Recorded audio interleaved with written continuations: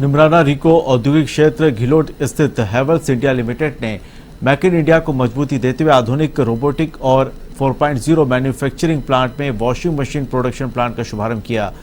नीति आयोग के सीईओ अमिताभ कांत ने प्लांट का शुभारंभ किया।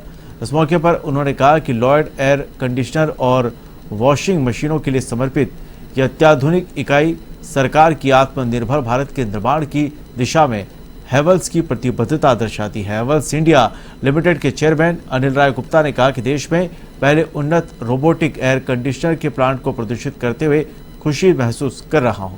500 करोड़ रुपए के पूंजी निवेश के साथ यह प्लांट भविष्य में हमारे विजन को दर्शाता है, जो वैश्विक स्तर पर मानक निर्माण प्रक्रियाओं और प्रणालियों की मदद से विश्व स्तरीय प्रतिबद्धता का सूचक है।